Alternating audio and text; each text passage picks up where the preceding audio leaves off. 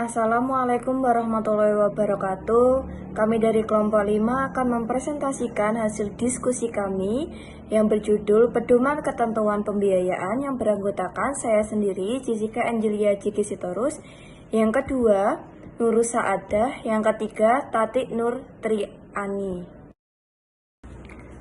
Latar belakang dalam memberikan kredit atau pembiayaan, bank harus mempunyai keyakinan berdasarkan analisis yang mendalam atau itikat dan kemampuan serta kesanggupan debitur untuk melunasi kredit atau pembiayaan sesuai dengan yang diperjanjikan. Kredit atau pembiayaan yang diberikan oleh bank mengandung resiko sehingga dalam pelaksanaannya, bank harus memperhatikan asas-asas perkreditan atau pembiayaan yang sehat. Dalam pelaksanaannya, bank memiliki pedoman atau aturan khusus dalam hal ketentuan pembiayaannya. Pedoman ketentuan pembiayaan merupakan suatu kumpulan dari ketentuan dasar yang dapat memberikan arah bagaimana sebuah pembiayaan itu harus dilakukan dan bisa juga diartikan sebagai hal pokok atau yang bersifat dasar yang menjadi pegangan, petunjuk dan sebagainya. Pedoman ketentuan pembiayaan dengan pokok-pokok pengatur perkreditan dan pembiayaan yang memuat antara lain: yang pertama, pemberian kredit atau pembiayaan dibuat dalam bentuk perjanjian tertulis. Yang kedua, bank harus memiliki keyakinan atau kemampuan dan kesanggupan debitur yang diperoleh dari penilaian sesama terhadap watak, kemampuan, modal, agunan, dan prospek usaha dari debitur. Yang ketiga, kewajiban bank untuk menyusun dan menerapkan prosedur pemberian kredit atau pembiayaan. Yang keempat, kewajiban bank untuk memberikan informasi yang jelas mengenai prosedur dan persyaratan kredit atau pembiayaan. Yang kelima, larangan bank untuk memberikan kredit atau pembiayaan dengan persyaratan yang berbeda kepada debitur. Yang keenam, penyelesaian sengketa. Selanjutnya yaitu pengertian BMPK atau batas maksimum pemberian kredit. BMPK adalah batas maksimum penyediaan dana yang diperkenankan untuk dilakukan oleh bank kepada peminjam atau sekelompok peminjam tertentu. BMPK merupakan presentasi maksimum penyediaan dana yang ditetapkan terhadap A. Modal bank penyediaan dana kepada pihak terkait. B. Modal inti bank penyediaan dana kepada selain pihak terkait. Cakupan BMPK. Pos-pos yang diperhitungkan dalam menentukan BMPK adalah 1. Kredit yang diberikan, 2. Surat berharga, 3. Penempatan pada bank lain, 4. Penyertaan, dan yang kelima transaksi rekening administratif. Berikutnya, pos-pos pengecualian dalam penghitungan BMPK. Yang pertama, penyediaan dana yang dikecualikan dari ketentuan BMPK yang meliputi kredit program, di mana di sini bank bertindak sebagai pelaksana, dan pembukaan LC atau Letter of Credit dalam rangka impor, dan pembukaan SKBDN sampai dengan pelunasannya oleh pembuka.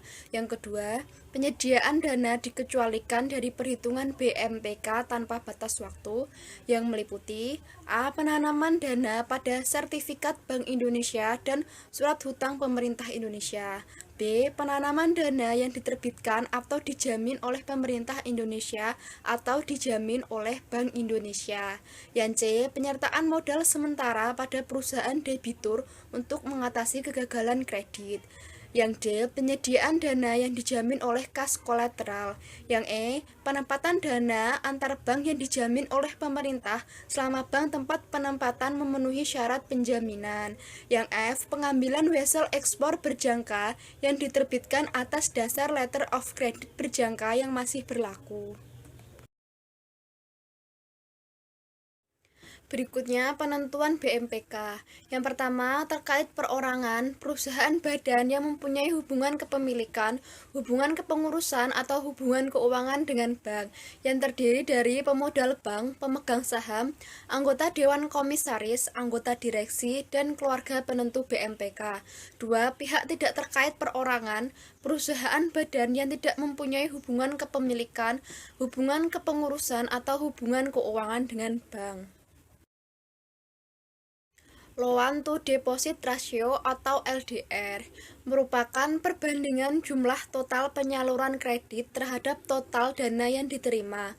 Rasio keuangan ini digunakan sebagai indikator penentu tingkat kemampuan perusahaan perbankan dalam menyalurkan modal inti dan dana pihak ketiga yang bersumber dari masyarakat yang berupa tabungan, giro, sertifikat deposito berjangka maupun deposito berjangka dalam bentuk kredit.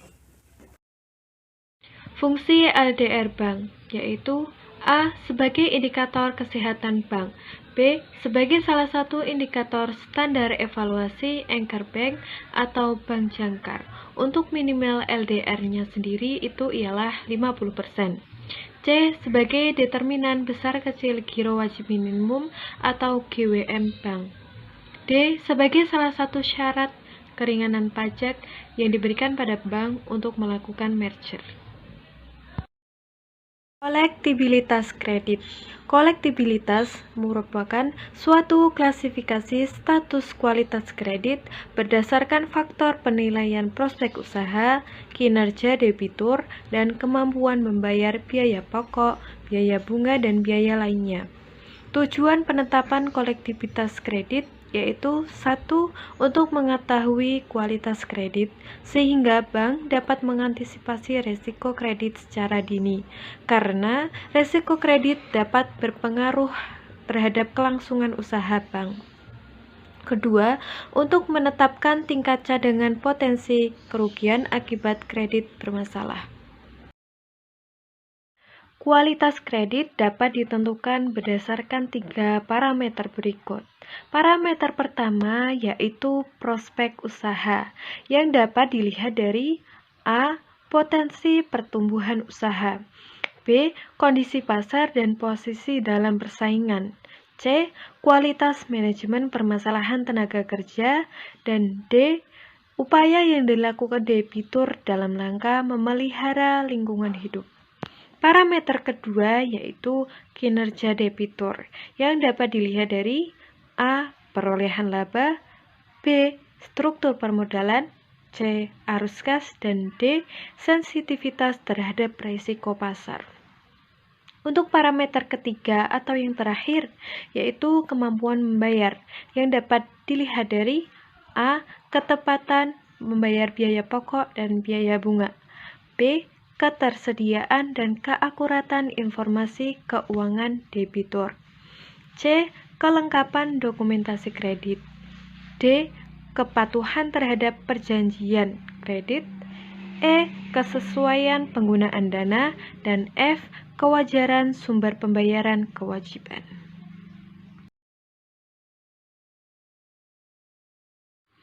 Berdasarkan ketiga parameter di atas, kualitas kredit dapat ditetapkan sebagai berikut. A. Lancar atau kolektibilitas 1. Kredit lancar yaitu kredit yang pengembalian pokok pinjaman dan pembayaran bunganya tepat waktu, perkembangan rekening baik, dan tidak ada tunggakan serta sesuai dengan persyaratan kredit. B. Dalam perhatian khusus atau kolektibilitas 2.